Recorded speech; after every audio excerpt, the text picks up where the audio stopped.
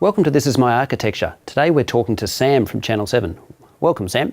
Thank you. Are you able to tell us a little bit about Channel 7 and how they use cloud technology? Absolutely. So Channel 7 is one of Australia's commercial broadcasters. We've been using AWS to deliver our live streaming for events such as the Australian Open. Awesome. Now today we're talking about the live video origin platform that you've developed. Are you able to talk us through the architecture? Absolutely. So on this side we have our broadcast center where we provide a video stream to our on-premise elemental encoders. Yep. They then transcode the video, or encode the video stream into a multi-rendition format HLS stream. Okay. It then uploads that using WebDAV to our EC2 instances in our account. So all the encoded files are stored up there in the cloud on the WebDAV instances? That's correct. And that includes files for different form factor devices and different bit rates? Yep, absolutely. Anything from a mobile phone all the way up to a smart TV. Okay, so they're hosted there on the WebDAV server. Then you've got this proxy cache tier in front of that. Can you describe what that performs? Yeah, so really it's a look back with a cache function. So yep. When our end user comes through, they'll hit the proxy cache first. Proxy cache will then retrieve the data from the WebDAV EC2 instance. Once it has it cached here, it can then serve it moving forward to other end users. Okay, so it provides protection for these WebDAV servers. Did you look at using the CloudFront mid-tier caching as part of this solution?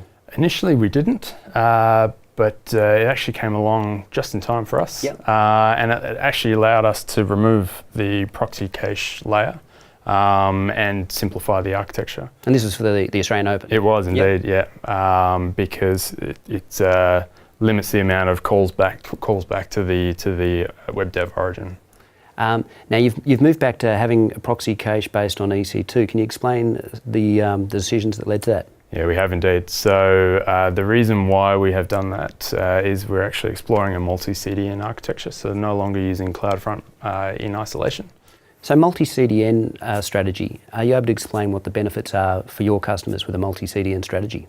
Absolutely. So we've moved to a multi-CDN strategy to facilitate certain deals that we have with telco providers. And that allows them to offer their customers unmetered content and certain advantages like that. So you needed other CDNs to be able to call into that proxying tier? Absolutely, yeah. Excellent. Now, you, of course, you use CloudFront for the Amazon streaming traffic. Are you able to describe how CloudFront is configured? Yeah, so it's reasonably simple. We've kept our CloudFront, we've used CloudFront for the Australian Open.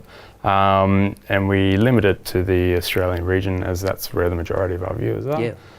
We also utilise the second CloudFront distribution for a third-party vendor that we use.